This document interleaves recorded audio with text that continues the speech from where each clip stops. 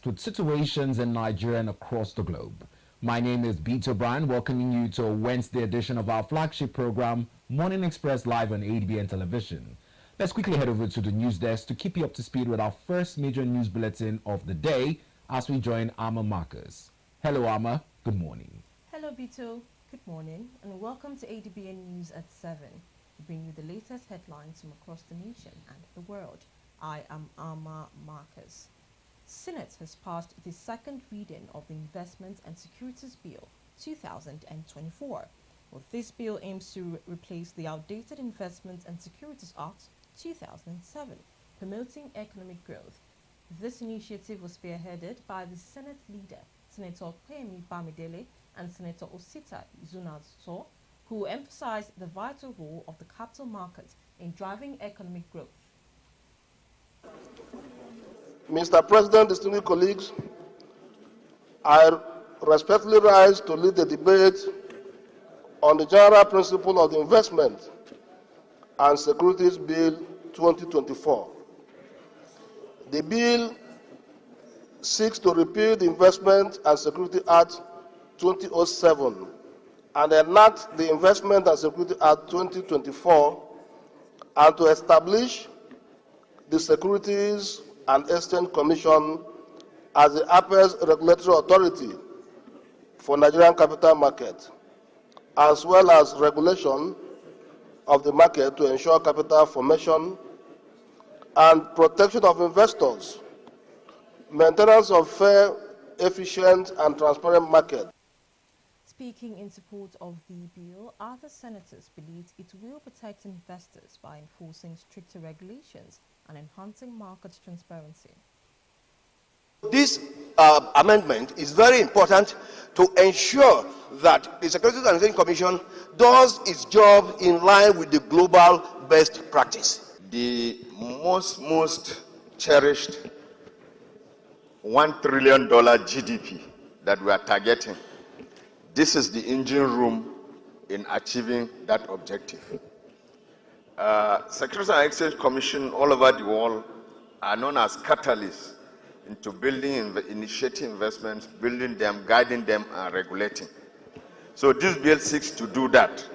The capital market, as presently constituted, need to be reorganized because of some fraudulent practices that are happening in the capital market.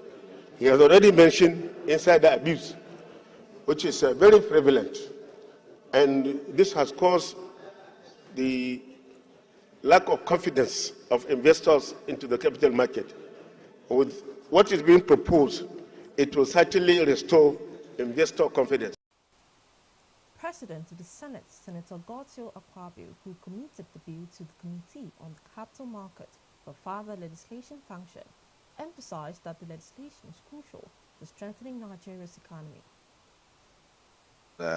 One of the things that interests me is what you pointed out here, reduction of systemic risk. Reduction of systemic risk. I think a lot of people will be happy to infuse funds into the capital market when they know that a lot of the risk has been minimized or reduced to the barest minimum. So this is very good. So I thank everybody because there's really nobody that says that a bill should not proceed to the second level. So let me put the question. Those in favor that this bill be now read a second time, say aye. Those again, say nay. Considered by the United Senate. However, I still find it necessary to speak on the objectives of the bill. The bill seeks in the main to upgrade the Federal College of Agriculture, Akure, Ondo State, to a University of Agriculture. Already the mantra of this administration, with the renewed whole agenda of President Bola Ahmed Tinubu, is that we should consume what we produce and produce what we consume, particularly in the agricultural sector. And I think this is another step towards that. So I thank you all for supporting this. So I put the question. Those in support that this bill be now read a second time, say aye. Those again say nay. The ayes have it. Please. A bill for an act to establish the Federal University of Agriculture, Akure, Ondo State, that to make comprehensive provisions for institute management and administration and other related matters. Second reading taken. This bill is now referred to the Committee on Tertiary Institutions and TEDFON to report back to the Senate in 4 weeks. House of Representatives has made preparations to increase funding of National Orientation Agency to enhance its service delivery. The resolution of the House followed the adoption of a motion of the need to review the budgetary allocation of the National Orientation Agency of Nigeria for improved citizens' orientation, moved by the member representing Agege Federal Constituency, Lagos State, Mr. Adewale Hamid. Speaking on the motion, Senator Hamid noted that the agency plays an important role in the reorientation of citizens on national values and promoting the spirit of unity and patriotism.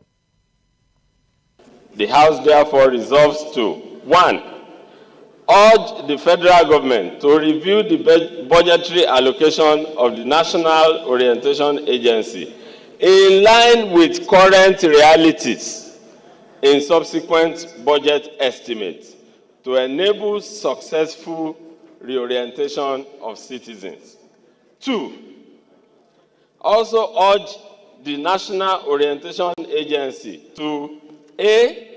Increase visibility across all media platforms and put out more engaging content that will project federal government policies to the people and also expose the citizens to government initiatives that can be beneficial to them.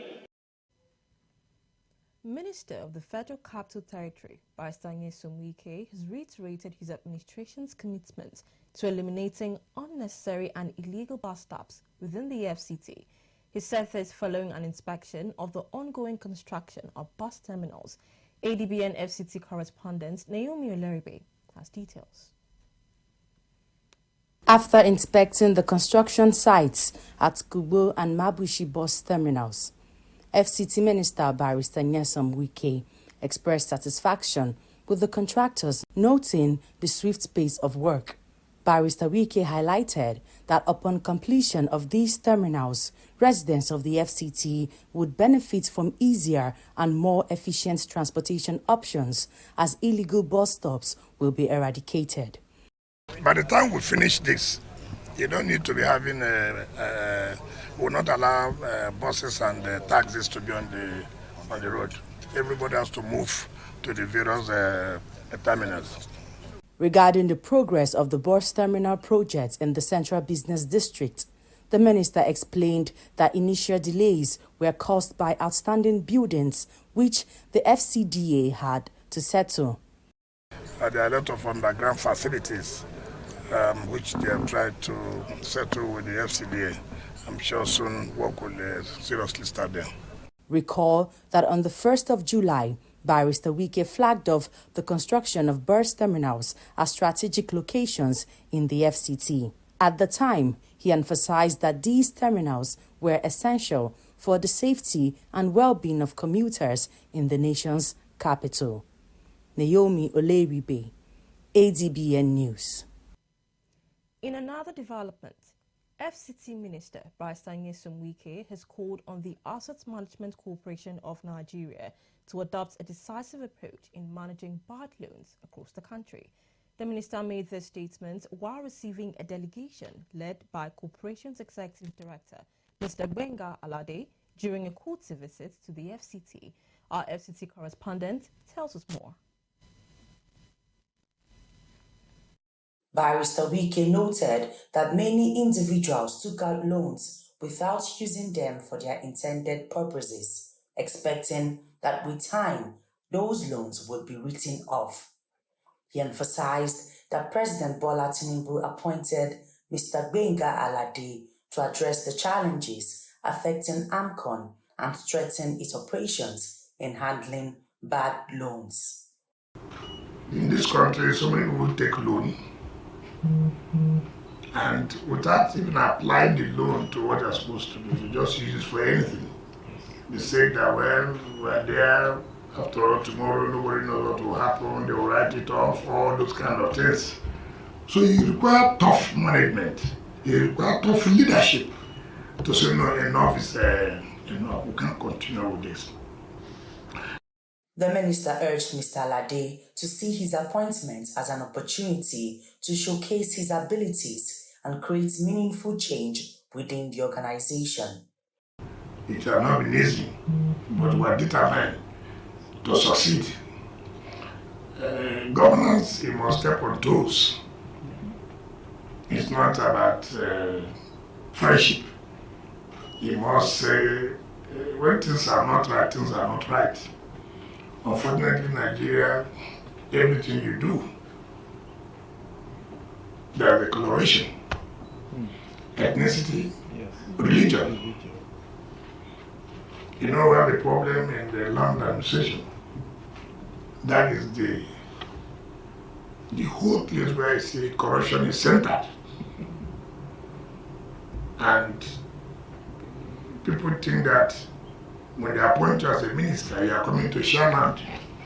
The minister assured AMCON of the full support of the FCT administration, emphasizing the importance of government agencies working together to achieve shared goals. Earlier, AMCON's Managing Director and Chief Executive Officer, Mr. Gbenga Alade, recalled that the organization was established in 2010 to stabilize the banking sector, which was then burdened by a significant amount of bad loans.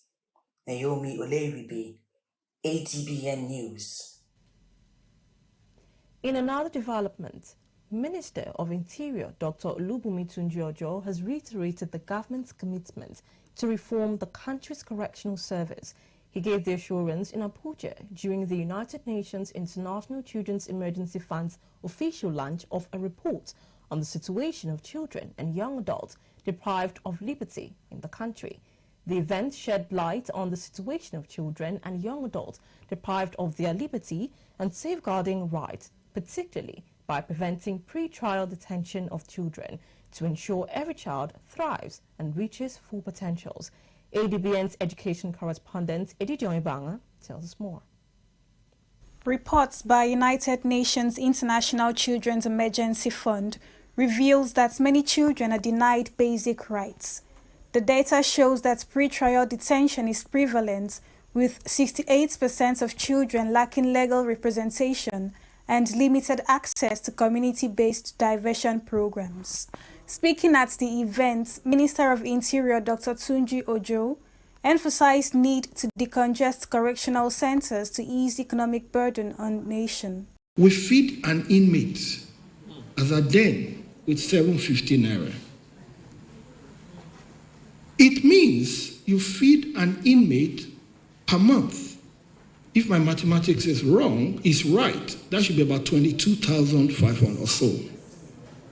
So it means that in a year, 750 multiplied by 365, it means you feed an inmate with over 300,000, keeping him for an offense of 10,000.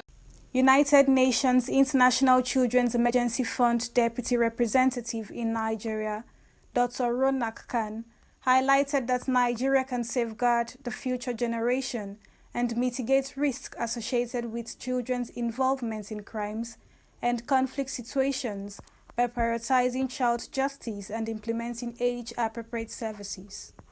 The significant rates of children in detention, particularly in the pre-trial detention, it underscores the urgent need for reform in child justice system.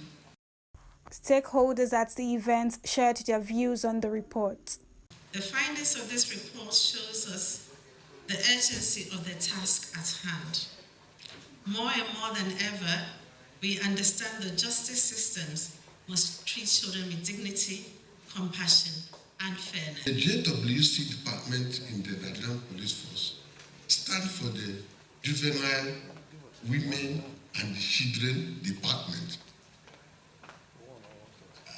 The people posted there are specialized group. And that's why we have not been having serious conflicts with them, the children. An assessment of this nature will enhance the capacity of stakeholders in handling issues of children and young persons in conflict with the law and provide a veritable resource to better protect this class of more vulnerable children in our society. The event serves as a platform of discourse for needs to strengthen implementation of educational vocational training, mental health program, and rehabilitation of liberty-deprived children, as well as young adults across the country. Didion Ibanga, ADBN News. Federal government has disclosed that the inauguration of the Sagamu-Benin Expressway will hold on the 15th of December 2024. Minister of Works, Engineer David Umahi, disclosed this alongside the Governor of Ogun State, Mr. Dakbo Abiodun, during the road inspection of Sagamu-Benin Ore Road. Governor Abiodun applauded President Bola Tinubu for keeping his promise of getting the Minister of Works to intervene not more than a week after he had inspected the interchange of Sagamu Town section following distress calls by motorists who spent an average of 4 hours on that section of the road. Reports say Ogun State government had earlier commenced the reconstruction of the failed portion of the expressway near Sagamu Old Toll Gate to address the current traffic logjam experienced by motorists on the road. Chairman, Nigerians in Diaspora Commission, Honorable Abike Dabiri Erewa, has underscored the media's pivotal role in shaping Nigeria's global image and tackling the country's national security issues.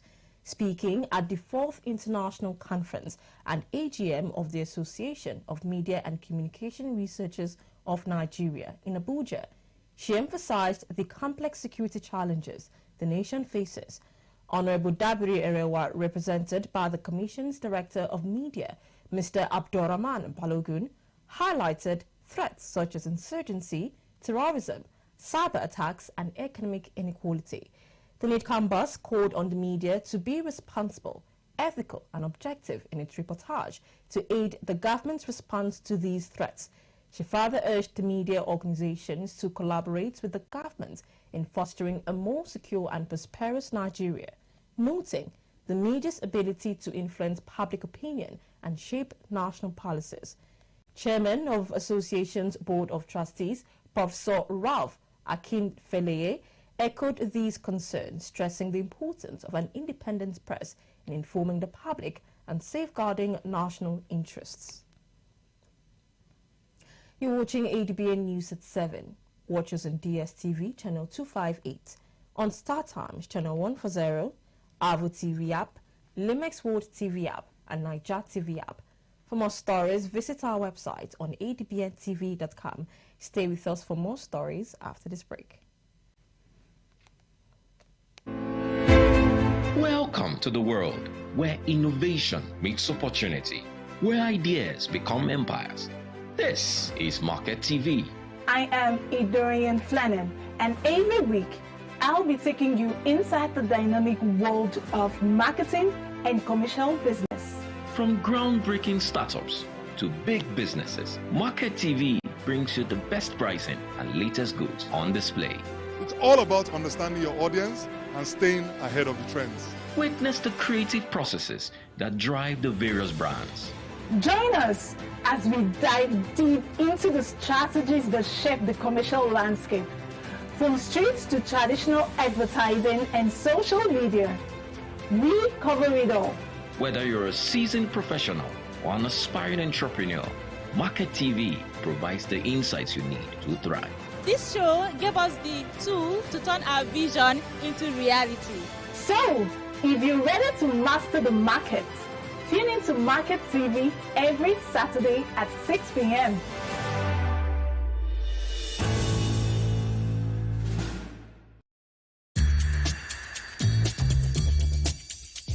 No matter wetin I see, enough fit make mouth heavy to talk am. That's now why people dey talk. You know wetin dey worry you, but you no go fit take help yourself. In this kind of situation now, what if they really no talk to una? Wetin be the way forward? They go bury our chairman on Thursday. We go remain here. Make we talk good where we dey see good, and where we know say we no dey see good, make we also dey talk am. No woman, no mother deserve to know the grave of his child. The bank manager and the bank executive, they are the one the government should first pay. People They Talk, the show on Monday to Friday by 5 p.m. on top ADBN TV. Welcome back and thank you for staying tuned. You're watching ADBN News at 7. In Akwa Ibom State, the House of Assembly has amended the 2022 Local Government Administration Law and other matters connected therewith. The Halo Chamber amended the bill following a presentation by its sponsor, Honorable Mfonidong, after being granted an accelerated second hearing by the House. Honorable Idong, while reading the highlights, said the amendment will create room for council chairmen to appoint supervisors across political parties in the state in order to promote inclusivity. The local government administration law is to create room and carry all the political walls along governance and the grassroots level. The Speaker, distinguished colleagues, you will agree with me that after the amendment, we will have a representative in every ward of the local government, executive council, the same way we have councillors and in the respective councils. So that is the reason for this amendment. Therefore, this amendment is commendable and will guide against any type of agitation. Speaker of the House, Right Honourable Udeme Otong, after adopting the report of the House, passed an amendment of the Akwa Ibom State's 2023 Local Government Administration Law. The bill for a law to amend the Local Government Administration Law Cap 90, Law of Akwa Ibom State 2022 as amended, and for other matters connected therewith, is read the third time and passed. Those in favor say aye. Aye. Those against say the ayes have it. Accordingly, the bill for a law to amend the Local Government Administration Law Cap 90, Law of Akwa Ibom State 2022 as amended, and for other matters connected therewith, is hereby read the third time and passed into law. This is the law of the land. The House thereafter observed a minute's silence in honor of the late First Lady of Akwa Ibom State, Pastor Patience Umoino, and adjourned plenary to Tuesday, the 29th of October, 2024. 14 suspects have been arrested by operatives of the Nigerian police force in connection with the vandalization of 132 kV transmission tower along Ahoda in Rivers State. The arrest followed the petition addressed to the Assistant Inspector General of Police, Zone 16 Headquarters, Yenegwa, by the Honorable Commissioner of Power, Honorable Karin Akari Komuko, on behalf of Bayelsa State Government. The success was recorded by the operatives of the Surveillance and Intelligence Section under the Zonal Criminal Investigation Department, Zone 16 Headquarters, Yenegwa, on the 11th of September, 2024. The suspects, who have been on the wanted list of the zone for the past few months, were arrested based on credible intelligence of Rivers State. In the course of diligent and painstaking investigation, 35mm floor core armored cables, 70mm floor core armored cables, 50mm cables, electrical port installator, wheel spanners, cutting blades, long bolts, 11 kV poles, recline cables, earth cables, B copper, and other items were recovered from the suspect as exhibits. Assistant Inspector General of Police, Zone 16 Headquarters, AIG Paul Alifa Omata, reaffirmed his unwavering commitment to ensuring the safety and security of lives and properties within the zone. Newly deployed Commissioner of Police of Rivers State, Mr. Bala Mustafa, reaffirmed the state's commitment to neutrality and democratic institutions. The Commissioner vowed to take a tough stance against criminal activity, ensuring that perpetrators are brought to justice. He emphasized the importance of collaboration between law enforcement and the community to maintain peace and order. Our priority is to ensure the safety and security and well-being of all residents and visitors of the River State as a state. To address the security challenges and ensure that law-abiding citizens go about their lawful business. I am aware that River State, being one of the nation's economic hubs, faces unique security challenges, from incidents of kidnapping, cultism, armed robbery, and to communal clashes and other violent crimes, and more recently, issues emanating from political interest. This move follows recent political developments in the state and President Tinubu's directive to the police to restore order in Rivers State. Chief of Army Staff, Lieutenant General Tawid Lagbaja, has expressed concern over the low representation of Rivers State as well as the South-South and Southeast regions in Army recruitment efforts. Acting Director of Supply and Transport Services at Army Headquarters, Department of Army Logistics, General Wito Nzide, spoke when he led a sensitization team on the ongoing Nigerian Army 88th regular intake for trades, non-tradesmen and women to Rivers State. He urged stakeholders and leaders in Rivers to motivate their youth to pursue careers in the security forces. General Nzide disclosed that Rivers was leading other states in the South-South zone with the lowest representation in recent recruitments into the Army, lamenting that Rivers was not utilizing its quota in Army recruitments. He insisted that the Chief of Army Staff was worried by this development, saying it was the reason he sent them to visit the state and sensitize the indigents and encourage the youth to take advantage of the ongoing recruitment and join the military. He also noted that enlisting the young ones into the army would reduce the high rate of unemployment and crime in the state, in which the youths are mostly involved. Nasarawa State Governor, Engineer Abdullahi Sule, has expressed optimism Nigeria will overcome its economic challenges. The governor, represented by the Deputy Governor of the state, Dr. Emmanuel Akabe, gave the assurance at the opening ceremony of the 23rd Joint Planning Board and National Council on Development Planning meeting in Lafia. Dr. Akabe highlighted the need for policies that will spur growth and development, stressing that solutions to these challenges must be prioritized. Now, much is expected of us as technocrats and experts to stimulate intellectual, robust, and productive deliberations, now to lead to the evolution of recommendations that will strengthen strategic planning and budget process for sustainable growth and development of our country. I have no doubt that with the enhanced national strategic planning and your collaboration, the state and national economies can be re-engineered on the path of growth and development.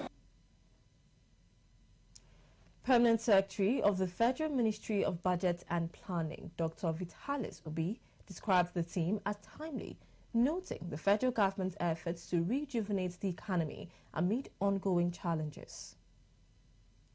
The Nigerian government is doing everything possible to address the hardship faced by the citizens in the wake of the ongoing economic reforms. The federal government considered it as a crucial option in order to free up financial resources for other sectors of the economy, incentivize domestic refineries to produce more petroleum products, reduce Nigeria's dependency on imported fuel, increase employment, and channel the accrued funds for the development of critical sectors of the nation's economy. The administration of President Bola Ahmed Tinubu GCFR, as a responsive government, has been rolling out numerous immediate measures to cushion the effects of the ongoing economic reforms.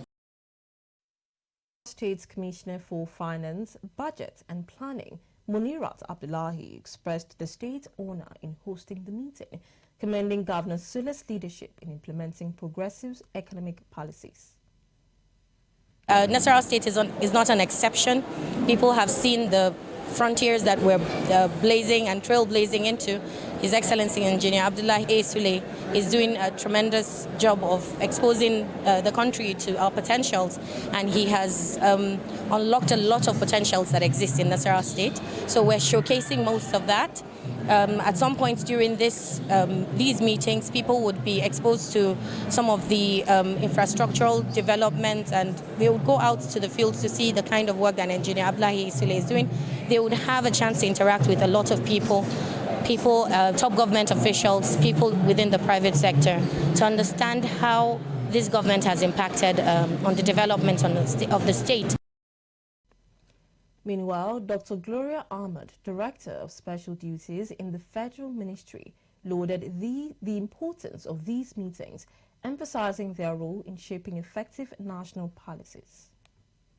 Since inception, the JPB and CDP meetings have lived up to expectation as key policy decisions have been reached and implemented at both the national and subnational levels. Resolutions from the meetings have served as very critical inputs to the National Economic Council meetings and resolutions. The representation and participation of stakeholders at the meetings have been commendable. And as well, the resolutions reached at meetings have been very, very fruitful. As the meeting unfolded, stakeholders were expected to deliberate on interventions that can mitigate the economic hurdles Nigeria faces, with a call for participants to maintain open minds throughout the discussions. You're still watching ADBN News at 7. Watch us on DSTV channel 258, on Star Times channel 140, Avo TV app, Limex World TV app, and Niger TV app. For more stories, visit our website on adbntv.com. More stories to come after this break. Stay with us. In a world of overwhelming voices where everyone has different opinion on different issues, it is important that we bring the core issue to the fore. Join me, Nancy Banigo, on Softline as we lend our voices to inform and influence your thoughts and actions. This is not just mere talk, it is an evocative program that touches the core of our existence.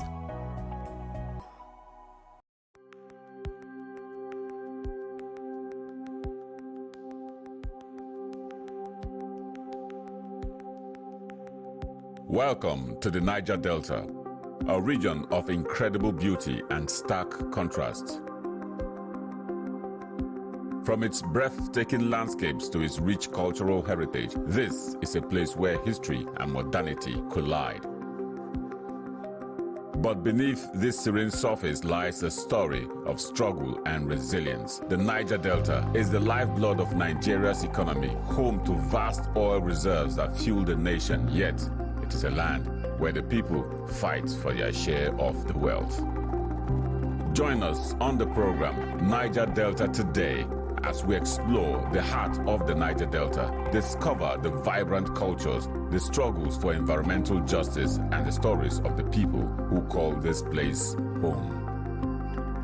This is the Niger Delta, a land of contrast, a story of resilience, a journey of hope.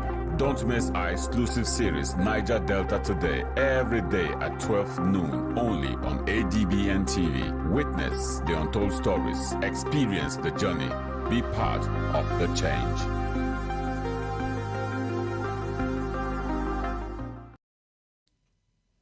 Welcome back.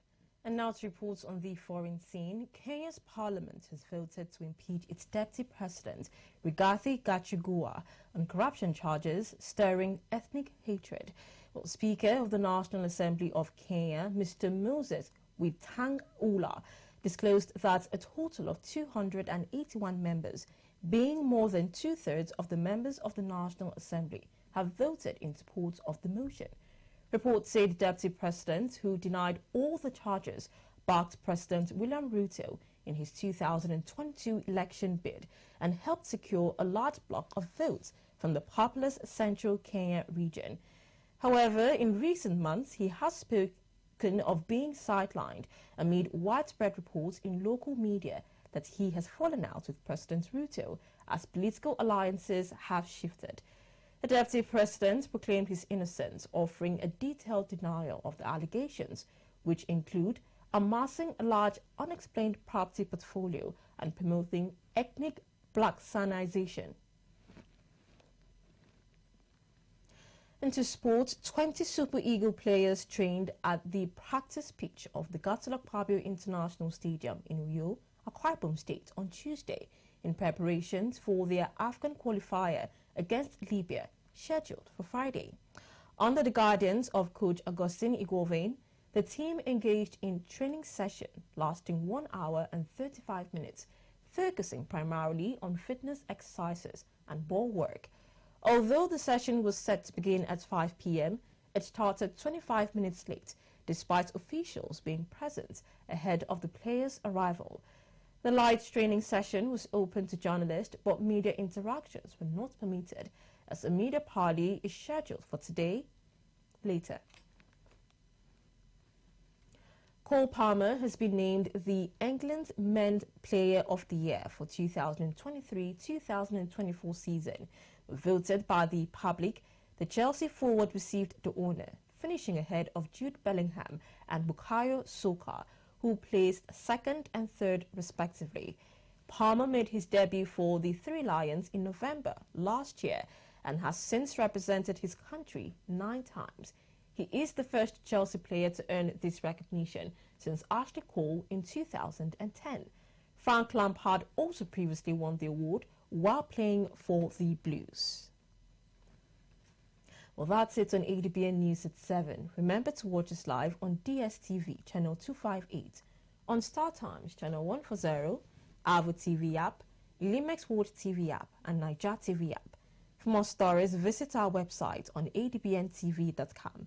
Not forgetting, you can watch us live from every part of the world by logging on to adbntv.com/live. Thanks for joining the news this morning. I am Alma Marcus. Do stay tuned for the continuation of Morning Express. Well, thanks to Alma Marcus for taking us through our first in this morning. Let's give you a lineup of other segments on the program, as we'll be shortly taking our newspaper review segment, where we'll look at the front pages of the dailies with a beat to critically analyzing stories that greet the front page. At 9 o'clock, we'll have a more in-depth analysis, as our topic for today focuses on curbing political upheavals in Nigeria.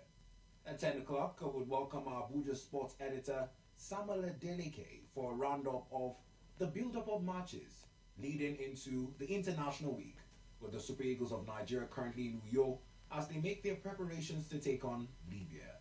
It does promise to be an exciting Wednesday edition of our flagship program, Strictly Current Affairs Driven. We'll take a short break, and when we return, we'll delve into our newspaper review segment, which comes up next. Stay with us. It is Groovy Mono, aka the Steve Prince. Yo, what's up? It's Big Shags. I'm in London. Hey guys, I'm Princess Jekoko. My name is Mutale Mwanza, the Queen of Zambian Media. My name is Grand Prince Itek. Hi guys, my name is Baj Adebule. I'm an actor and a filmmaker. Hello guys, I'm Falagade Banks. My name is Kelechi Amadiobi, photographer, storyteller. My name is Lanradi Dura, I'm an actor. My name is Chidi Mokeme. Hi, my name is Uche Uba. It's Tourist season. I'm Miss Thames. Hi ladies and gentlemen, boys and girls, mamas and papas, I am Jimmy. You can call me the Entertainer. My name is Essie Odometa. I am an actor and a film producer. My name is Sadiq Rovana. Hi. My name is Julius the Genius. I would give a shout out to ADBN. Big shout out to ADBN TV. You're watching ADBN. And you are watching. Keep watching ADBN TV. And this is ADBN TV.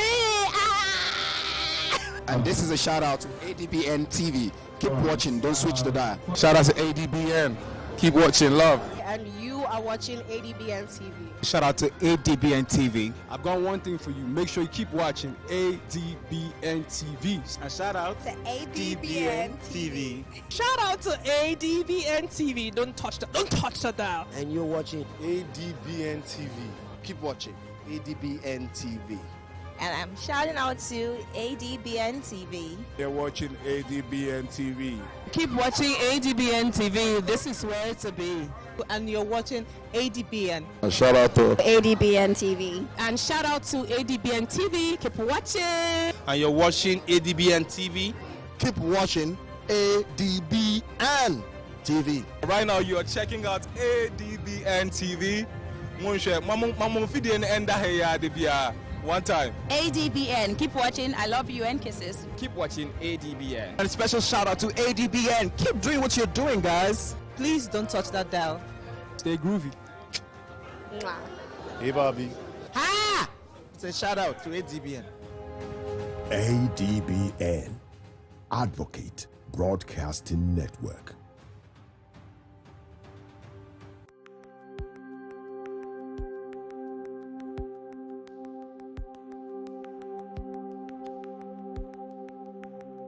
Welcome to the Niger Delta, a region of incredible beauty and stark contrast. From its breathtaking landscapes to its rich cultural heritage, this is a place where history and modernity collide. But beneath this serene surface lies a story of struggle and resilience. The Niger Delta is the lifeblood of Nigeria's economy, home to vast oil reserves that fuel the nation, yet it is a land where the people fight for their share of the wealth. Join us on the program Niger Delta Today as we explore the heart of the Niger Delta, discover the vibrant cultures, the struggles for environmental justice, and the stories of the people who call this place home. This is the Niger Delta, a land of contrast, a story of resilience, a journey of hope.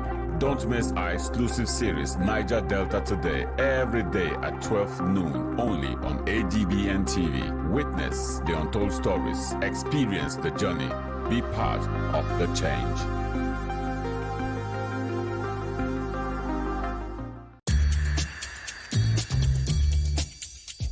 No matter wetin I see, enough fit make mouth heavy to talk am. That's now why people dey talk. You know wetin dey worry you, but you no go fit take help yourself.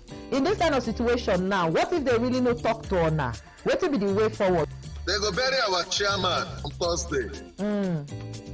We go remain here. Make we talk good where we dey see good, and where we know say we no dey see good, make we also dey talk am. No woman, no mother deserve to know the grave of his child. The bank manager, the bank executive, they are the one the government should first face. People They Talk, the show on Monday to Friday by 5 p.m. on top ADBN TV. Step into the heartbeat of the world, where news meets real talk. From breakthroughs in diplomacy to humanitarian challenges and scientific milestones, Global Digest takes you beyond the headlines and straight to the heart of the matter. I am Amma Marcus. Be a part of the world's unfolding stories at 3 p.m. on ADBN, channel 258 on DSTV, and Star Times, channel 140. Global Digest, your window to the world's current affairs, only on Advocate Broadcasting Network. Well, thanks for staying with us this morning. Let's get straight into the newspaper headlines. Now, be reminded that the headlines are read strictly as published according to the various editorial guidelines and are not in any way a position of ADBN Television as regards the issues in the news. Well, having said that, a majority of the newspapers this morning tilt towards the aftermath of the political upheaval in Rivers State. Now, Governor Siminalayi Fubara has vowed to fish out the arsonist who set fire to several local government council secretariats in the wake of the local government election results. Now, reported by 3 papers this morning, the Vanguard, This Day, and the Daily Times would also find concerns as it concerns the output of oil in the oil-rich states. Let's pick them up together now, shall we? Now, you'd find as headline on the front page of the Vanguard this morning, arson, oil output in rivers threatened if, says Fubara.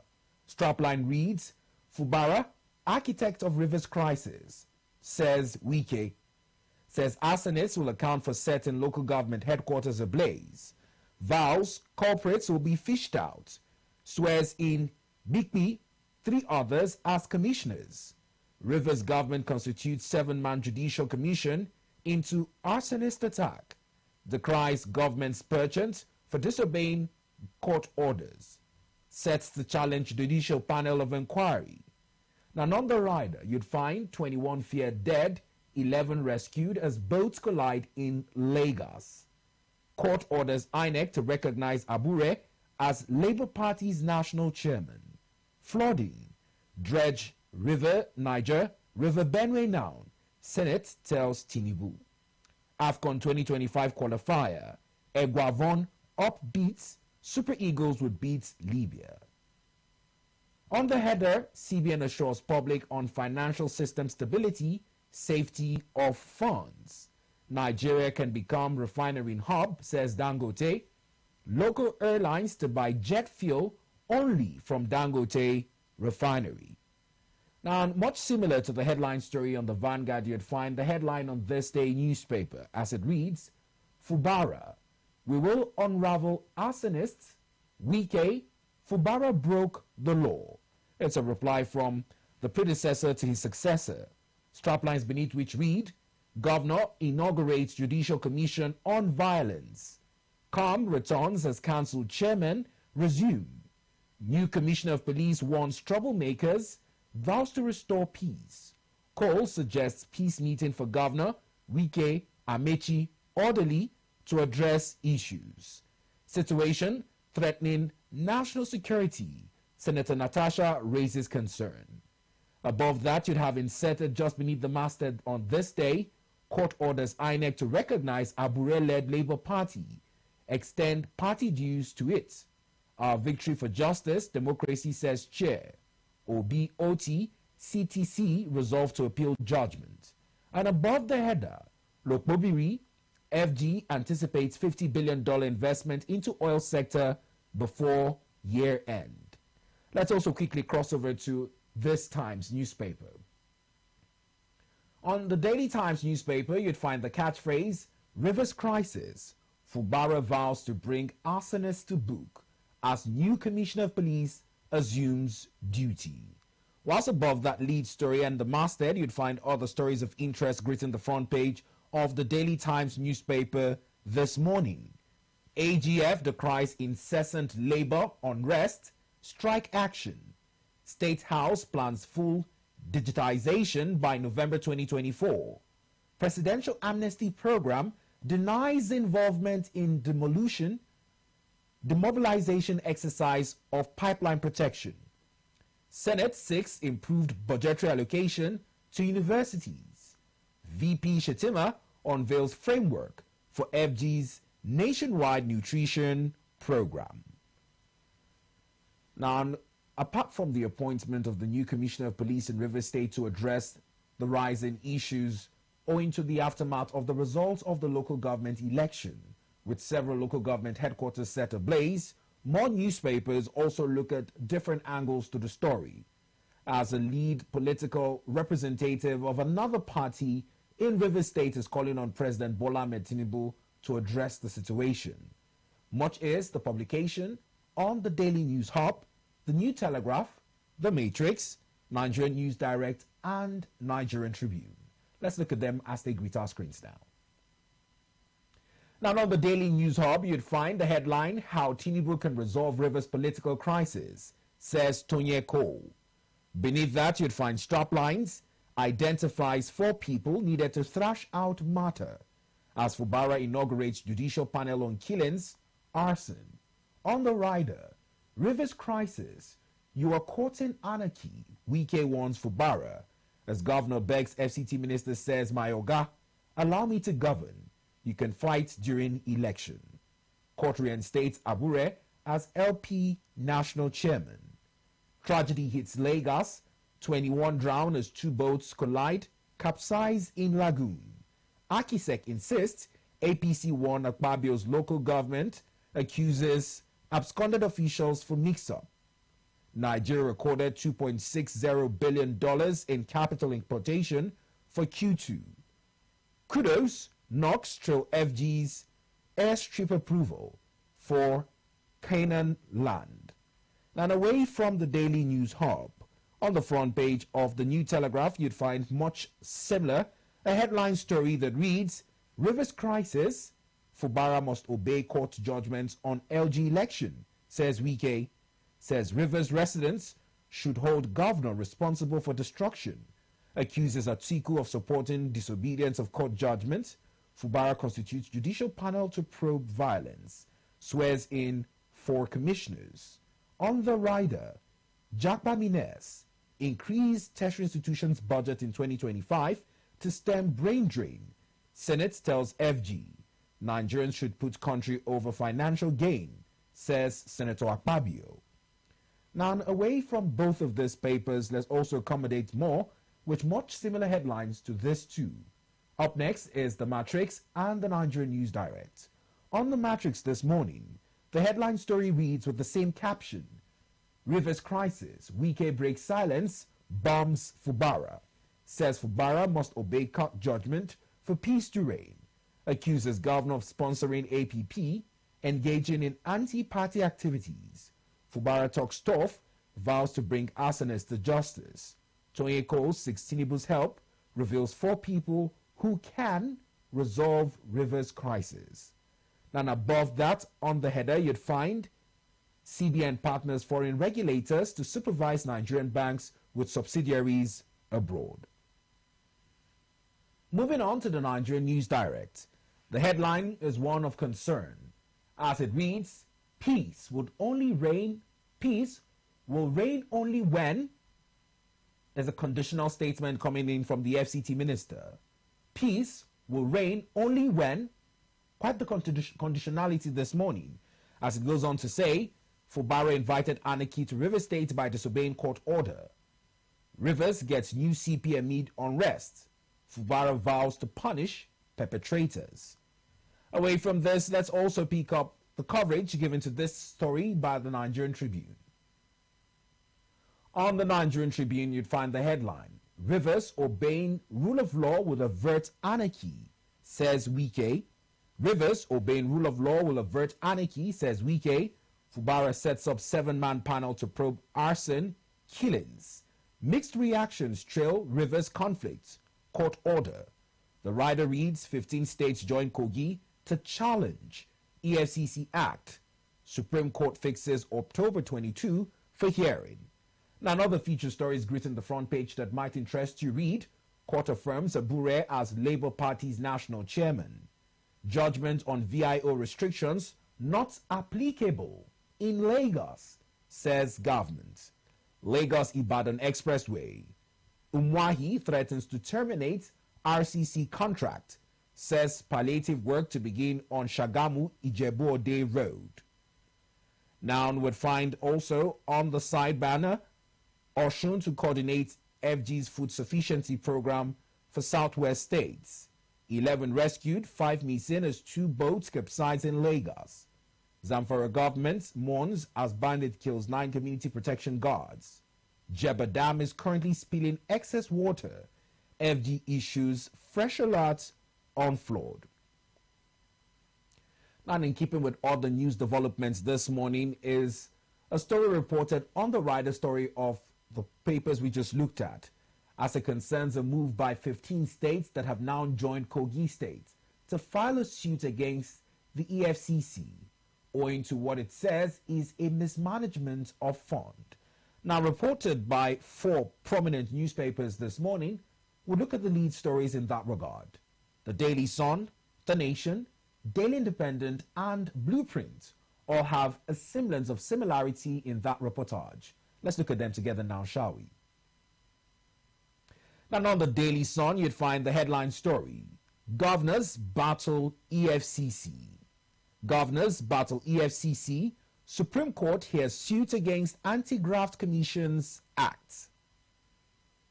The Nation reads, 16 states to Supreme Court bar EFCC, NFIU from probing our accounts. This is a much different angle to it. 16 states to Supreme Court bar EFCC, NFIU from probing our accounts. Law on anti-graft agency defective. APEC court fixes October 22 for hearing. Now, it's quite interesting as this matter continues to unfold, and let's look at the angle from which it's reported on the next two papers, being the Daily Independent and Blueprint. Daily Independent reads, 16 states ask Supreme Court to declare EFCC unconstitutional. 16 states ask Supreme Court to declare EFCC unconstitutional, whilst the Blueprint reads, Kogi, Anambra, Katsina, Cross River, 12 others move against EFCC Act, approach Supreme Court to void agencies' power to arrest, probe funds, hearing fixed for October 22. Now, and away from this prominent issue in the news, the Guardian newspaper, much like the other papers, has all these other stories on the rider. But the headline story on the Guardian newspaper this morning turns its attention to the development commissions, which are said to be prioritized over states' funds. Now, this is the headline story on the Guardian this morning. Anxiety as FG commits states' funds to Special Development Commission. Anxiety as FG commits states' funds to Special Development Commission. There is an infographics also representing the different geopolitical zones and their development commissions with the amounts earmarked. Whilst on the rider, you'd find FG unveils National Values Charter for Nationhood, Patriotism. Airline operators opt to patronize Dangote refinery for jet fuel. Service disruption imminent as Kogi defies presidential order, seals base stations. Now, and away from the Guardian this morning, let's also turn our attention to more reports as it concerns the deals that marketers and Dangote refinery are looking to broker. The Business Times and the Punch newspaper are two dailies this morning that mirror in that story as their headlines. Let's pick them up together now, shall we? On the Business Times, you'd find how Nigeria can become net exporter of petroleum products. How Nigeria can become net exporter of petroleum products, says Dangote Refinery. Straplines read, laments that despite producing over 3.4 million barrels of crude oil per day, Africa imports around 3 million barrels of petroleum products daily. Says vibrant exporter of refined products Nigeria would witness improvements in its balance of trade, generates much needed foreign currency. Whilst on the rider you'd have CBN reaffirms commitment to financial system stability, says it has put in place safety nets to safeguard public funds, maintain confidence in banking sector. The Punch newspaper leads with the headline, Marketers to begin direct Dangote petrol purchase. Marketers to begin direct Dangote petrol purchase. New prompt price looms as national oil firm moves to dump 99 billion naira monthly subsidy. And away from both of these papers, let's pick up another newspaper that speaks to a prominent issue in regards to Nigeria's foreign exchange and stock market. Now, the Business Day looks at the investments recorded in Nigeria's stock market in the second quarter of this year alone, which is said to have risen by over 204%. Let's pick up the Business Day together. On the Business Day this morning, you'd find the headline, Foreign investments in Nigeria's stock up 204% in Q2. Portfolio investments rise 360% to $3.5 billion in H1. Investments growth linked to high-yield environment reforms. And on the rider, Nigeria at 64, judiciary in dire need of reforms.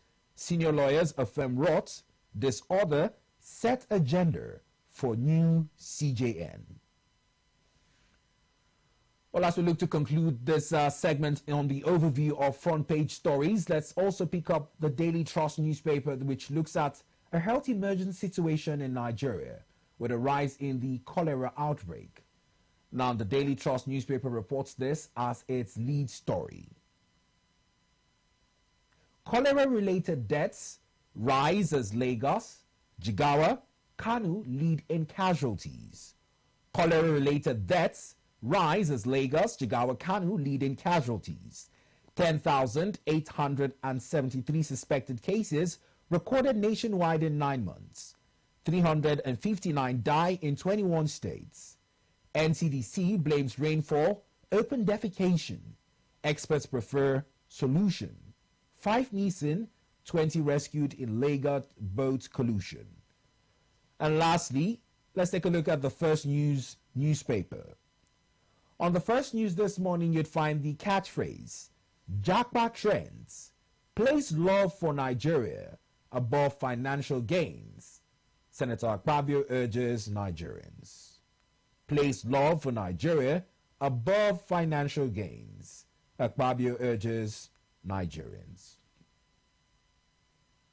Now, these are the papers that would make room for us to discuss some of the issues in the news more robustly. You too are invited to lend your thoughts, comments, and opinion by joining our online stream on our YouTube page at ADBN TV and on our website on www.adbntv.com/live. But be reminded that we look to prefer solutions to the myriad of challenges affecting our beloved country, Nigeria, without necessarily inciting violence or using condescending words in expressing our displeasures. We'll take a break, and when we return, we'll make room to accommodate the dialogue as occasioned by the newspaper review segment. Stay with us.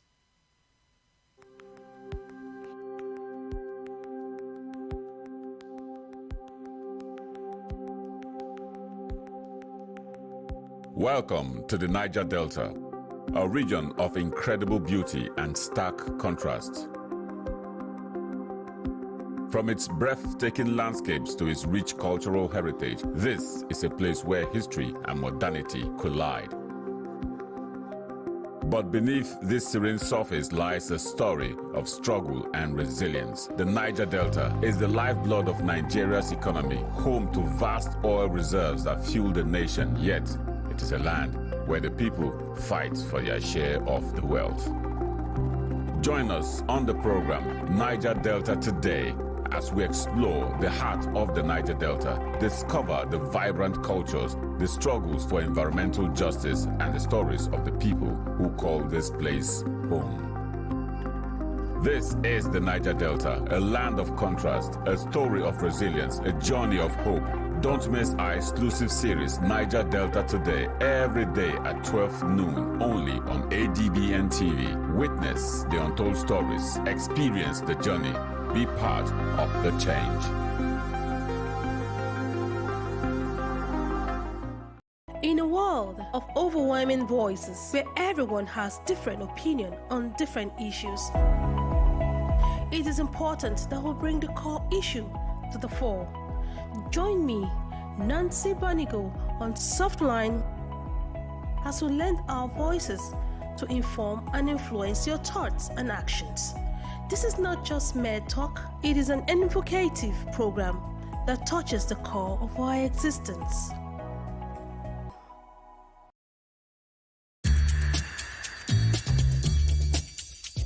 No matter wetin I see, enough fit make mouth heavy to talk am. That's now why people dey talk. You know wetin dey worry you, but you no go fit take help yourself. In this kind of situation now, what if they really no talk to una? Wetin be the way forward? They go bury our chairman on Thursday. We go remain here. Make we talk good where we dey see good, and where we know say we no dey see good, make we also dey talk am. No woman, no mother deserve to know the grave of his child. The bank manager and the bank executive, they are the one the government should first face. People They Talk, the show on Monday to Friday by 5 p.m. on top ADBN TV. Welcome to the world where innovation meets opportunity, where ideas become empires. This is Market TV. I am Idorian Flannan, and every week I'll be taking you inside the dynamic world of marketing and commercial business. From groundbreaking startups to big businesses, Market TV brings you the best pricing and latest goods on display. It's all about understanding your audience and staying ahead of the trends. Witness the creative processes that drive the various brands. Join us as we dive deep into the strategies that shape the commercial landscape. From streets to traditional advertising and social media, we cover it all. Whether you're a seasoned professional or an aspiring entrepreneur, Market TV provides the insights you need to thrive. This show gave us the tool to turn our vision into reality.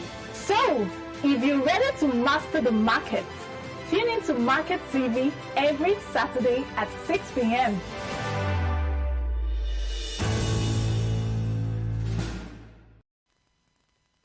Well, thanks for staying with us on the program this morning. Without further ado, let's introduce our guest in the studio this morning as we look to review some of the headlines as published by the dailies. Joining us in the studio this morning is none other than Dr. Aliu Elias. Good morning to you, sir. Good morning. Thank you for having me. Now, let's jump straight into one of the most pressing issues, and it's off the back of the results as announced following the conclusion of the local government elections in Rivers State. We saw widespread violence. There's also a casualty that is rumored to stand around 5 persons now. We've also seen the redeployment of a new commissioner of police in Rivers State.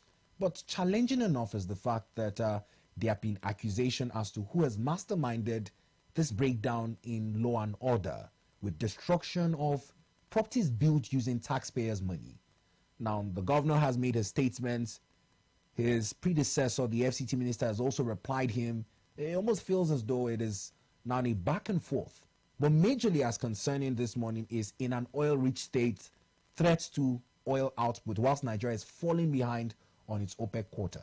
How do we begin to approach this very challenging situation in Rivers? Right, I think it's quite a funny scenario that the federal government will allow this to continue. And I want to say that because of the benefits that the importance of River State to Nigeria economy, Nigerian polity, and very even the operationalization of political, development in Nigeria. It's quite saddening that we saw a coordinated attack. When we say coordinated, that simply means that it was planned. Not one local government, not 2, 3 was attacked by arsonists. So that is definitely there is a planned approach to those things, and it's a big issue. So if you ask me, I think the onus now fall on the federal government to look into this and solve the problem, because okay, Doctor, we'll just hold you there. It seems as though we're having some technical difficulties. Just to improve on your audio, we'll take a short commercial break, and when we come back, we'll look to pick up from where Dr. Aliu left up in reiterating his thoughts on the need to curb the issue in River State with an approach from the federal government. Stay with us. It is Groovy Mono, aka the Steve Prince. Yo, what's up? It's Big Shags. I'm in London. Hey guys, I'm Princess Jekoko. My name is Mutale Mwanza, the Queen of Zambian Media. My name is Grand Friends I-Tech. Hi guys, my name is Adbn. I'm an actor and a filmmaker. Hello guys, I'm Falagade Banks. My name is Kelechi Amadiobi, photographer, storyteller. My name is Nanrade Dura. I'm an actor. My name is Chidi Mokeme. Hi, my name is Uche Uba. It's Tobe season. I'm Miss Thames.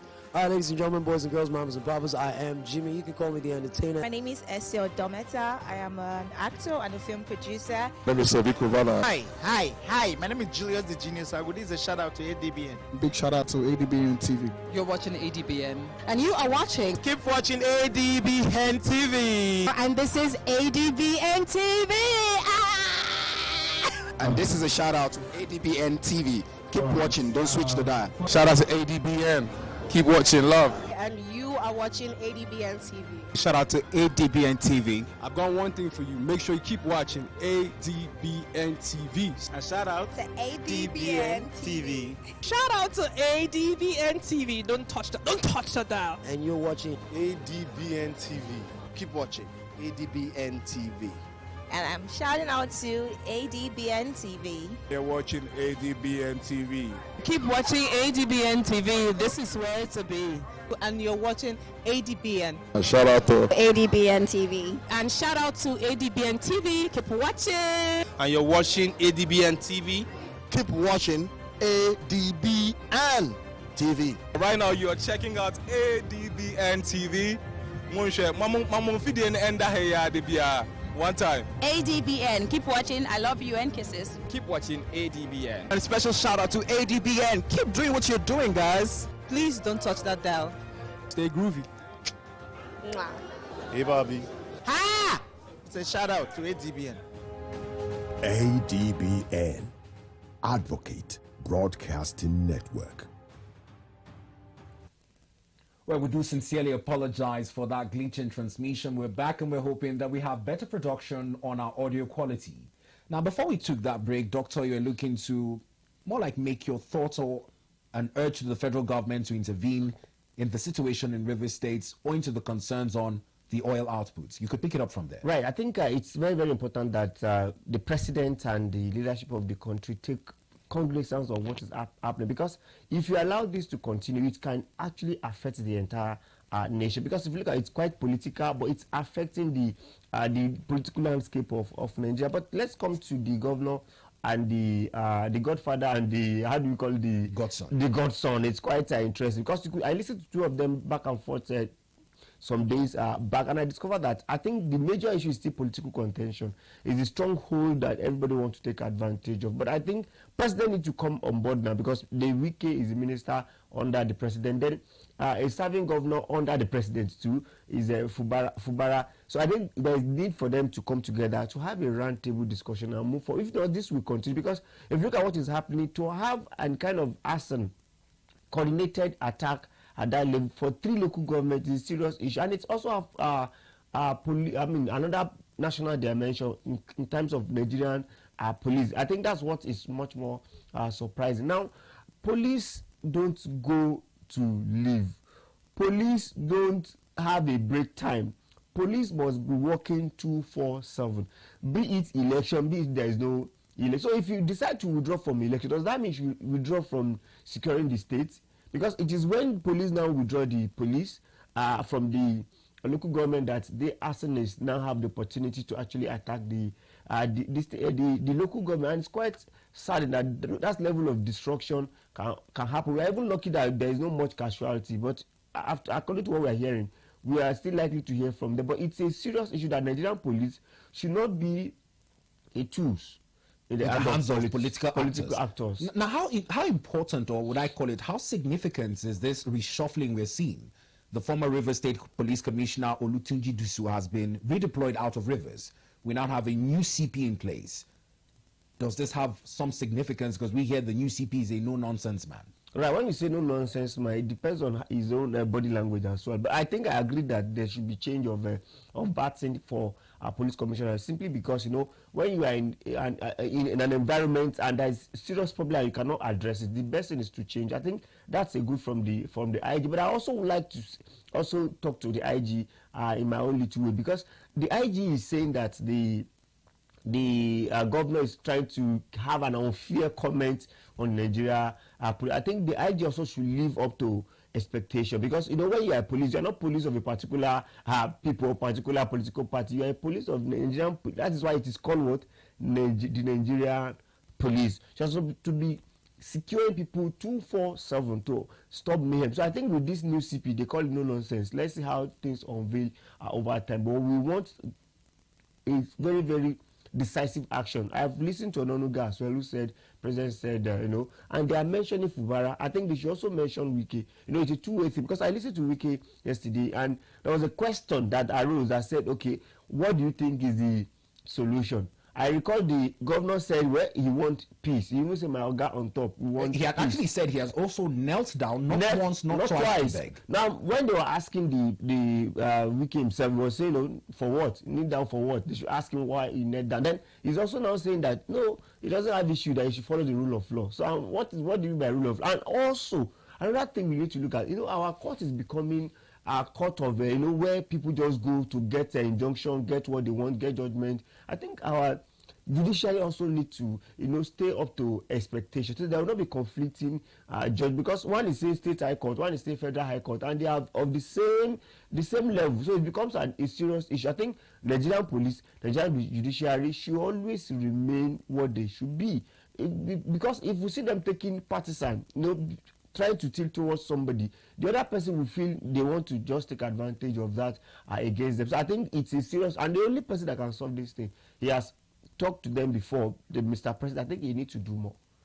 Now, it's getting even more robust in the approach, with many Nigerians lending their voice and calling on Mr. President to intervene. A former governorship candidate in the 2023 elections in Rivers State, Mr. Toye Cole, has also lent his voice, calling on President Bola Ahmed Tinubu to wade in. But the challenge now is this is not the first time Mr. President has involved himself in Rivers State. There was a peace pact signed in 2023 after the State House of Assembly was also brought ablaze and brought to rubbles. Now, this is almost like the fourth time Mr. President is being asked by well-meaning Nigerians to wade into the situation. What would you think Mr. President would do differently? Well, let's chronicle historical perspective to even River State crisis. If you recall that the same thing happened during Amechi. Amechi was a minister under President Muhammadu Buhari, while Wike was a governor. Amechi was also good there with federal paraphernalia, especially Nigeria army when it's coming and what have you. The same thing is actually happened. But then it was an opposition, party. But now it was after all.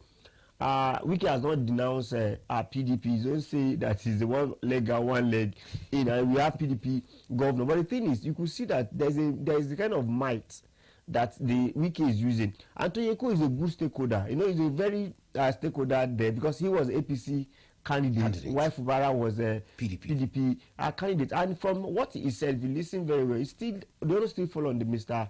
President. But you recall that even Wike is taking advantage of the slots that is supposed to be for APC, because if you ask me, people at Toyeko, we were thinking that because he lost out, he should have been considered as a minister or as any political, but we see that there's not, and we could also notice that Amechi is on silent. So it simply means it is now Wike that is determining what actually happens. And the only person that can call Wike to order, honestly, because most elders have intervened, it doesn't make any sense. I think it's just two persons, President Jonathan, former president of Nigeria, can call him to order, because actually I'm sure they also support him to make him the president, the governor of that state, and also Mr. President, President Bola Ahmed Tinubu. They need to call him to, why? Because if this carnage continue in that state, it's going to have a serious negative implication. I also want to remind President Bola Ahmed Tinubu, what causes President Jonathan loss was his issue with Amechi in Rivers. That's what cost him second term. So it's good that President Bola Ahmed Tinubu should learn from that now, that if you continue to support or to continue to see Wike do what he's doing, if PDP is is not now an organized party, I think it's an advantage for them, because you cannot have a state like Port Harcourt in Nigeria and you say you don't have political power. It's a strong political household that you need to, stronghold that you need to take advantage. So president should not trade off that state, because if we continue like this, it will get to a point even Nigeria will say no, this is good. Because from the look of things now, people that are causing this mayhem, either sent by Wike or not, they are Wike supporters. Because according to him, when we even listened to, he said, did I tell them to go and do it? They could be my supporter, but I didn't tell them to go and cause such mayhem. So I think there is need for them to come together. And if you also look at it historically, what brought about this problem? The local governments, their tenure have expired. And the governor said there should be election. And the federal government also conditioned that if you don't have substantive local government chairman, you cannot assess within 90 days. We cannot assess fund, which will end by end of October. So, and the governor said no, we cannot, have a hand. We cannot hold our hand. We need to assess this fund to function in the state. And he said we must go on. Then APC said they will not contest. There's some people go to court. Then people are also saying that why should Fubara supported APP. He now said no, my people say they are not going to involve. They also said why Bala Mohammed came to, but it's politics. Everybody wants to, it's power struggle. So everybody wants way to be very, very easy. For me, I think they're making it more difficult for Fubara, if you ask me, because if I saw you are the architect of his coming to be governor, there's a level at which you also allow him to breathe. Because if you allow him to breathe, you will now see reason to also come to. So for me, if you ask me, I think Wike is not looking at political solution. He's looking at way to even remove the the governor. If you ask me, that's what I just think. Now, the governor has taken some steps. Would they carry weight? The first step he has taken is to constitute a 7-man justice panel.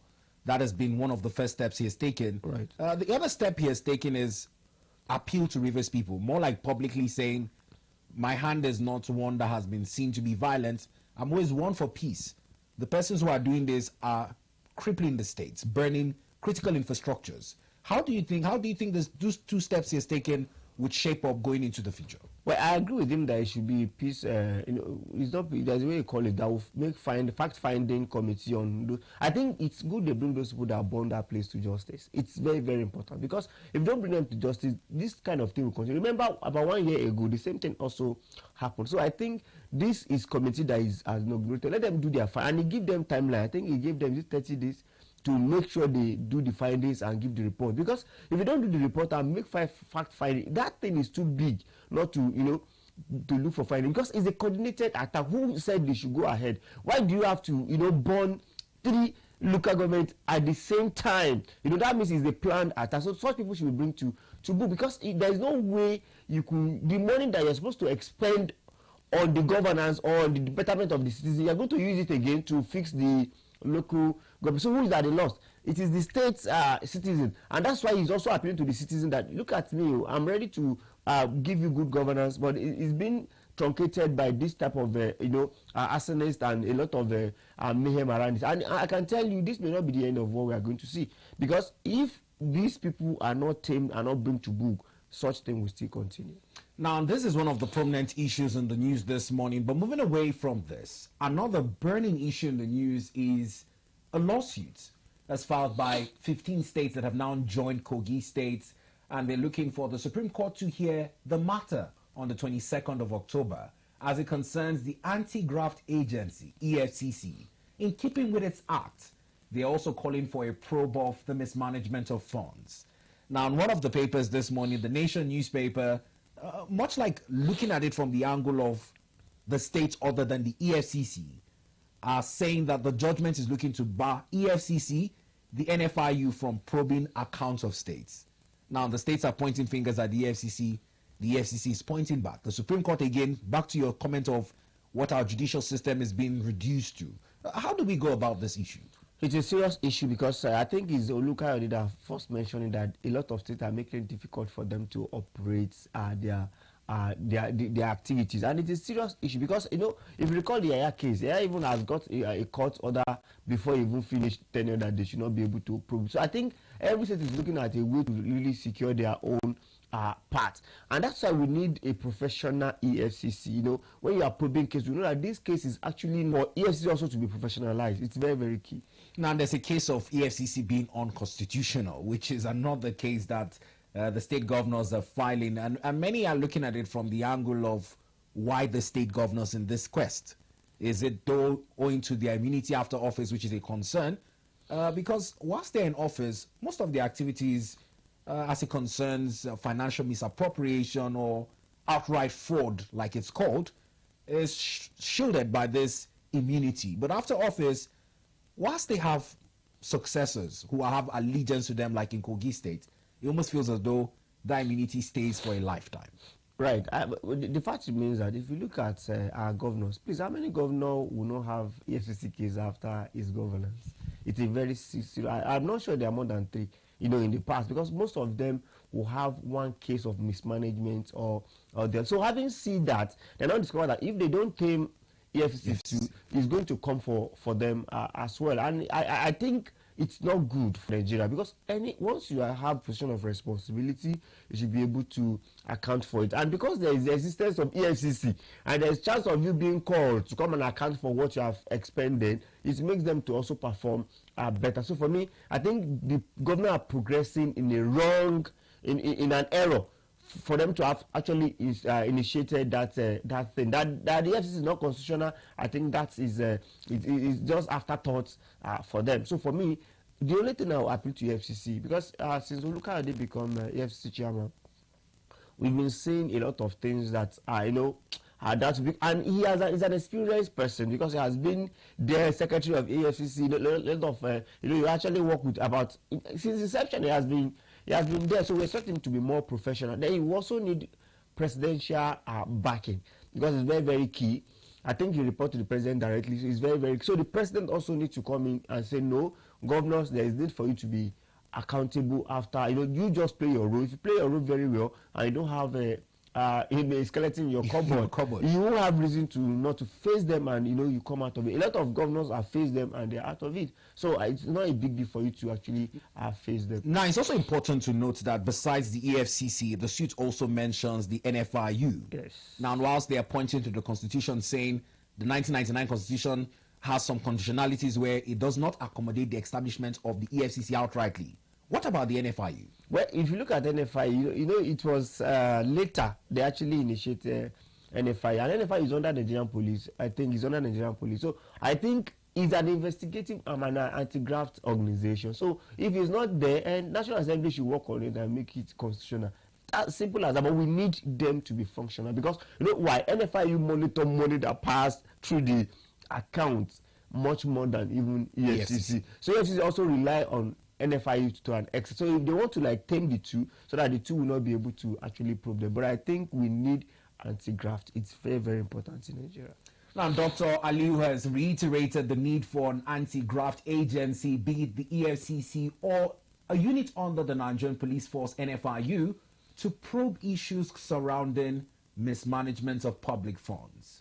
But whilst the Supreme Court has fixed October 22nd as the day to hear the suit, as instituted by 16 states on the constitutionality for the establishment of the EFCC, the Guardian newspaper earlier looked at the issue of development commissions, which President Bola Ahmed Tinubu, in his magnanimity, owing to the yearnings from different regions, has decided to prioritize. There is a concern by the editorial headline on The Guardian on the priority of funds, which reads, anxiety as FG commits states funds to special development commissions. There's also a map with the infographics. In H1 2024, 7.09 trillion naira was made available to federating entities. States IGR is about 40% of FAC allocations.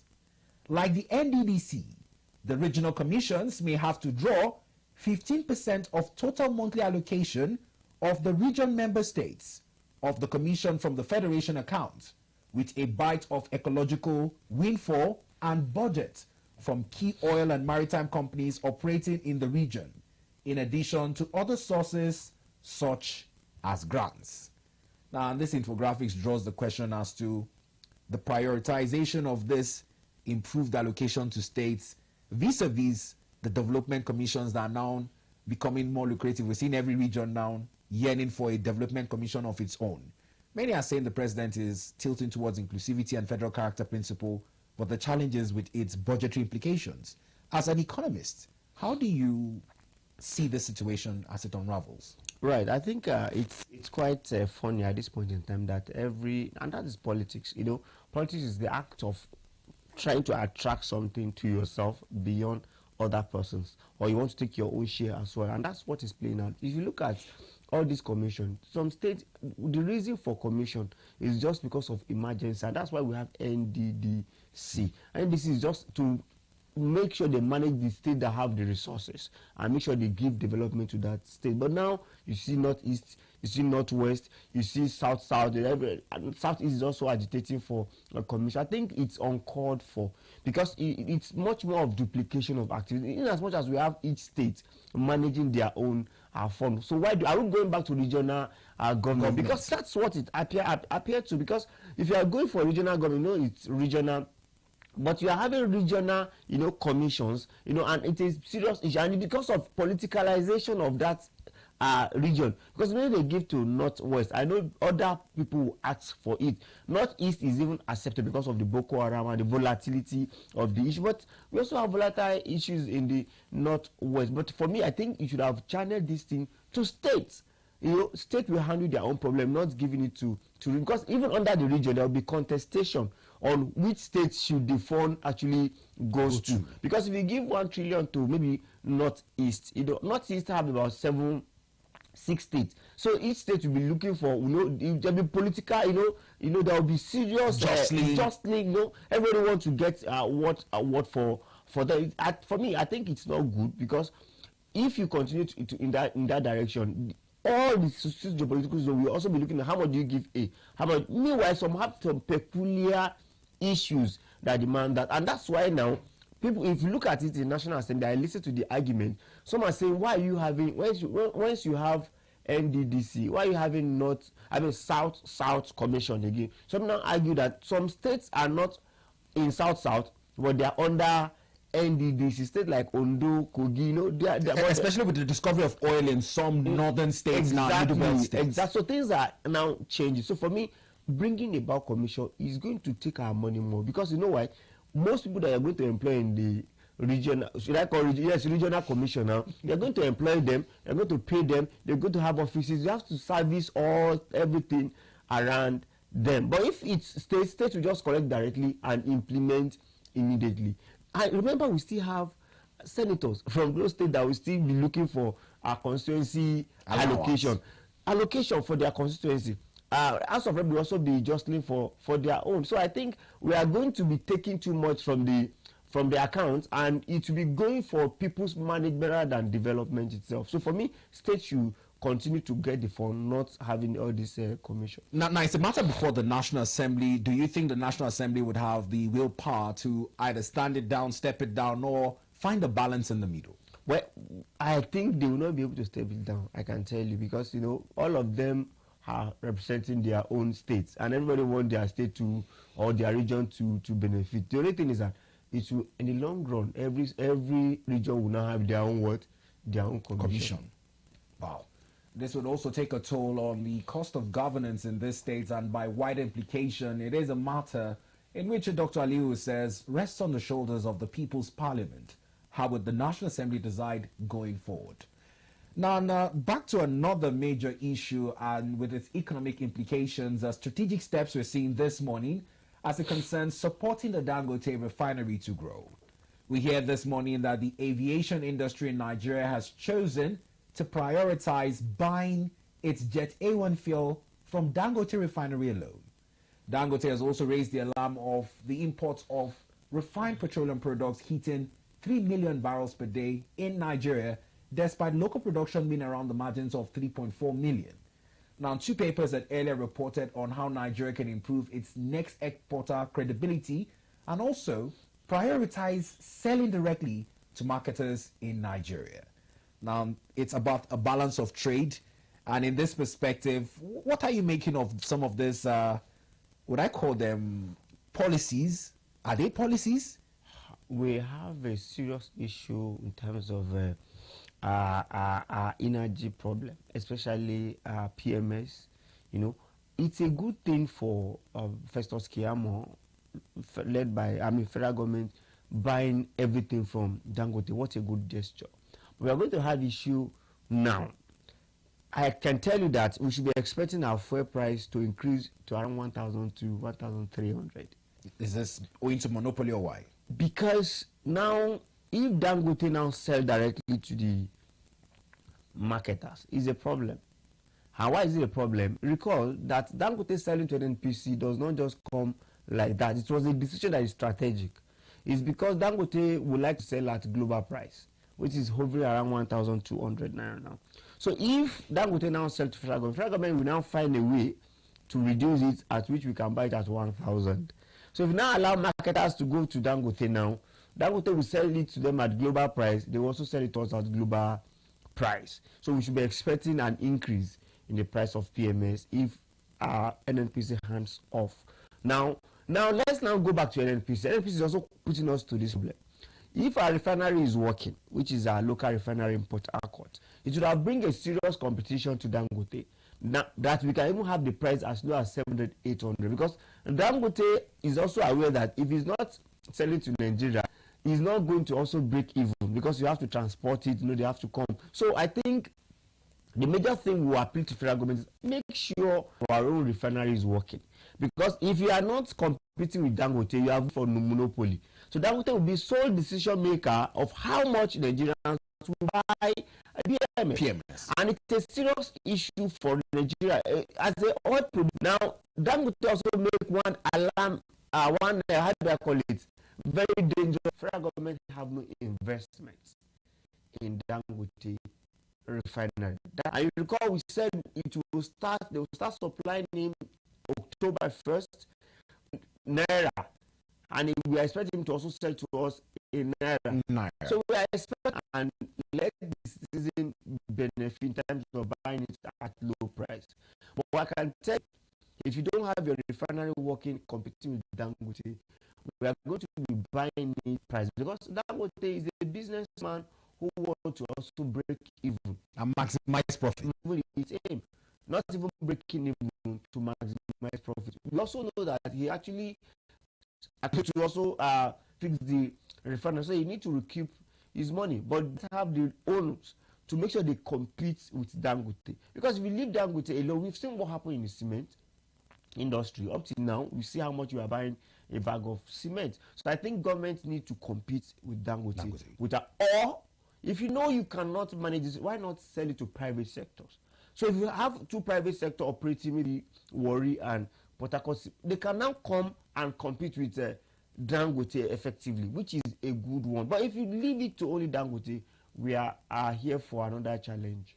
Now, there's also the challenge of our crude-backed loans, another deal which we also saw the NNPC looking to replace outstanding using our crude. What does this imply for crude oil output? Well, I think from time memory, okay, let's say Fourth Republic, we've been using that style whereby we sell our crude for an exchange. So I think it's normal thing. But my only challenge is that, and that's why I have issue with Mele Kyari. Mele Kyari should have focused and see all these things coming. But you did not work on it because you also work with President Muhammadu Buhari, and you know there will be life after President Muhammadu Buhari government. You should have calculated, and now, not now that you are now, you know, get money and you are giving out out crude. But no matter what, sir, I don't agree with that philosophy, simply because we are oil producing country. I can tell you, we are not even meeting up OPEC quota. So if we are meeting up OPEC quota, we won't have this level of issues. Then you can also develop another way of supplying Dangote cement separately. So if we can meet our quota and develop and look for another, you know, open another rig and what have you to actually supply, that would have solved the problem. So I still think we don't. It appears the NPCL is not getting how to manage this very, very well. And I should blame Mele Kyari. Develop other strategy. Don't be just to, you know, relax. You have to look for new solutions to meet up the new challenges that we are having. So I think we should hold them responsible. And consequently, I mean, surprisingly, our president is the minister of petroleum, who we expect that with his own direction, there should be an action on how to increase our oil, because we hear less about oil thefts now. You know, when they came, when Mele Kyari came, I recall that was trying to actually make sure that, you know, they fight oil thefts. We have also engaged, you know, security company to protect our oil pipeline where we are now. Now, whilst this is also another economic issue with the business day, and it's with the reports that foreign investments in Nigeria by 204% in the second quarter of this year. Now, many are looking at it at a time when we have some indicators. Yes, let's look at the business day together. It was quite a challenging revelation when I looked at it. How is it up by 204% in Q2, whilst we're told that portfolio investments has also risen by 360%? The business day had this as the headline earlier. Let's look at it together. Foreign investments in Nigeria's stock up 204% in Q2. Portfolio investments rise 360% to $3.5 billion in H1. Investments growth links to high-yield environment reforms. From a non-economist perspective, when I looked at this headline on the business day, I was wondering, what says the stock market? Right. I think what they're trying to say is that foreign direct investment generally is low. Yes, we don't have capital inflow into Nigeria, but they are now saying that we have much more portfolio investment than what foreign direct investment, which is not good. Why is it not good? Is that, you know, when you say portfolio investment, it simply means people that invest in stock, you know, something that cannot really translate to direct investment. But meanwhile, foreign direct investment simply means companies coming to Nigeria, bring their money, bring their physical structure and invest it. So we are having challenges in what? In foreign direct investment. So capital inflow to Nigeria is getting reduced. And what is the problem? It's just the MPR. You know, MPR simply means the interest rate. So I cannot come to a country whereby there's a serious policy someone sorts, whereby if I borrow money in the bank, I'll be paying 35%. I know every businessman is shrewd, so it's easy for you to invest in treasury bill, you know, in all those things that you think you can easily convert your money, and you won't have to spend anything physical. So people that are bringing direct investments, such as industry companies, I can tell you, since President Bola Ahmed Tinubu become president, I don't think there's any new company that comes. Well, he went out every now and then to canvas FDI, but it's not actually working. So the main challenge is that it is our policy someone sort and our decisions. Because if you also look at it, also we're having hawkish approach from CBN, whereby, you know, growth is being sacrificed to bring about downward in inflation. So if you are bringing all this policy, companies will not come and invest in terms of bringing their fiscal infrastructure. We also saw a circular talking about the CBN assuring the public on financial system stability and safety of funds. It almost feels as though a lot of Nigerians are getting skeptical with the way some banks are approaching changes to their technology as well. On the back end, feedback from most Nigerians on social media, they were complaining about difficulty accessing certain networks on bank. Do you have any information as to what is happening there? Well, according to what they say, there's a particular bank that had serious issue. He was talking about network upgrade, because I also received the message. I used that bank. They're saying they are doing upgrade, but it's becoming so difficult and so I think CBN needs to look into that. But the fact remains that if you look at our banks, honestly, they are feeding fat in this period, and you know, they are announcing a lot of profits. That's why they are feeding fat. They are announcing a lot of profit, but I think it's because of that portfolio investment. You know, that's, if you look at it, even bank receive more of it. If you look at that MBS report, banks is enjoying more of it, but it's not the problem. But they need to do more in terms of infrastructure, because we also have infrastructure problem. You can't be in that sector and not invest in your infrastructure. So I think CBN need to look into those banks and instruct them to invest in their infrastructure. But there's a rivalry that's also going on. There's an increment in the charges we receive as users, and the charges, according to one of the bank, when we try to question them, that why are you removing so humongous amounts from our USSD usage, you now said, oh, please kindly use other alternatives like our app, because we don't have direct rights over what is deducted from your money. So telecoms are the one deducting the money, service charges, the service charge, not the bank. That's a serious issue, and it's getting much more increased. So it's almost like an issue of multiple taxation. Exactly. You know, that's not even the issue, but it's getting higher. Meanwhile, the control of that is not under CBN; it's under NCC. You know, you cannot use any bank app without using the telecos. You know, you cannot use SSD without using the telecos. So the telecos are bringing up that charges, and banks is telling, no, we don't have control over the charges. Talking about control, now that you mentioned it, I just recalled, because I also saw a certain foreign network provider, I don't want to name the name, they also issued notices to their customers that they will be hiking up their tariff owing to the end of this month. And Nigerians again are calling on the NCC to somewhat step in as the regulator, but we're yet to see any press statement from the NCC. Well, to be candid, you know, if you look at the telecos, I think they offer more service. And if you ask me, I will support them now, because everything is being increased, the diesel, the price, everything, but they have not increased their tariff. All we could do is that federal government should come into their aid, maybe overlook some taxes for them, or give them some rebate, something that will make them to feel, so that they will not increase this. If not, they will want to increase ordinarily. Now, I'm also looking at some of the publications as to how this newspaper headline could have been better worded. The Daily Independent is putting it this way. It's saying capital importation drops by 23%.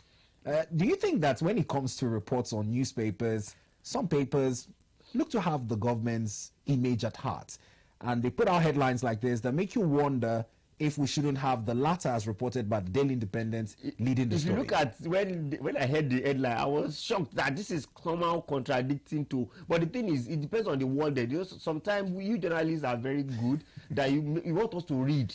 So sometimes we don't look at the headlines only. You have to go and read the body of the story. Of the story. I think that's first paper. We need to look at the body of the story to really get the headline. But I can tell you that's why some papers are exceptional. You know, Guardian, you know, look at their, you know, because the headline matters most. So I think what they are trying to do, they want to attract people to read it more. But I will go with Daily Independent heading. It's much more worded compared to the other one. Well, Doctor, I must thank you for taking our time to look at issues of the economy, political issues, socio-economic issues, all in the bid to prefer solutions. And I'm hoping that the authorities concerned will take a cue from some of the brilliant suggestions you have brought to the table this morning. We appreciate you. Thank you for having me. Well, this is as much as we can take on our local newspaper review segment. We'll take a break, and when we come back, we'll turn our attention to our foreign newspaper review segment in a build-up to our main discussion of the day as we look to curb political instability in Nigeria.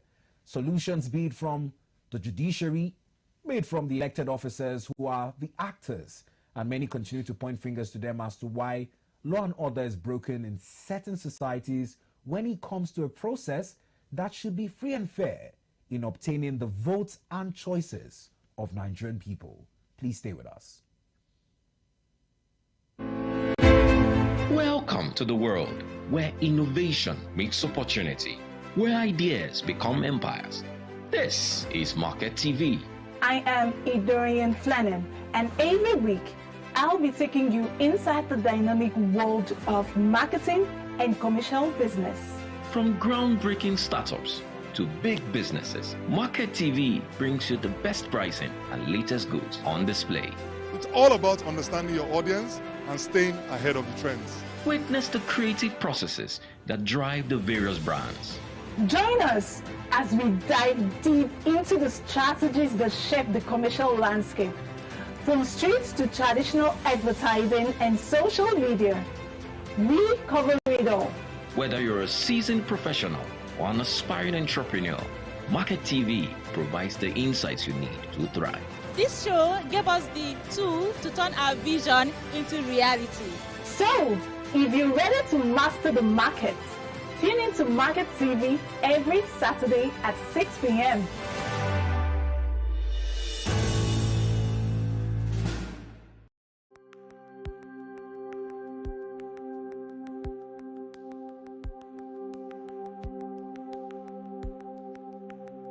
Welcome to the Niger Delta, a region of incredible beauty and stark contrast. From its breathtaking landscapes to its rich cultural heritage, this is a place where history and modernity be part of the change.